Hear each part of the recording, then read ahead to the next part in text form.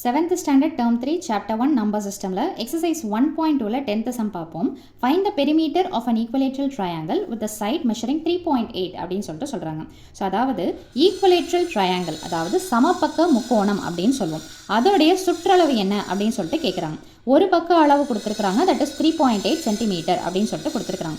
Equilateral triangle அப்படின்னா என்னன்னு பார்த்தீங்கன்னா, மூணு பக்கமும் சமமாக இருக்கிறது, ஈக்குவல் மெஷர்மெண்ட்டை இருக்கிறது தான் நம்ம ஈக்குவலேட்ரல் ட்ரையாங்கிள், சமபக்க முக்கோணம் அப்படின்னு சொல்லுவோம். ஸோ அப்போ இது எப்படி பெரிமீட்டர் கண்டுபிடிக்கலாம் அப்படின்னு பார்த்தீங்கன்னா, side of an equilateral triangle என்ன கொடுத்துருக்குறாங்கன்னு பார்த்தீங்கன்னா 3.8 சென்டிமீட்டர். அப்போ பெரிமீட்டர் எப்படி கண்டுபிடிக்கிறதுனா, ஒரு ட்ரையாங்கிளுக்கு எத்தனை சைட்ஸ் இருக்குன்னு பார்த்தீங்கன்னா 3 சைட்ஸ். அப்போ 3 இன்ட்டு மூணுமே ஒரே பக்கமாக இருக்கிறதுனால நீங்கள் மல்டிப்ளை பண்ணி போட்டுடலாம்.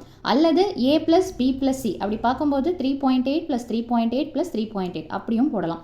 இது எல்லாமே ஒரே மெஷர்மெண்ட்டாக இருக்கிறதுனால நம்ம என்ன பண்ணலாம்னு பார்த்தீங்கன்னா 3 × 3.8ன்னு சொல்லிட்டு மல்டிப்ளை பண்ணிக்கலாம். இப்போ இதை மல்டிப்ளை பண்ணிங்கன்னா என்ன வரும்? 3 8s are 24, ரிமைண்டர் 2.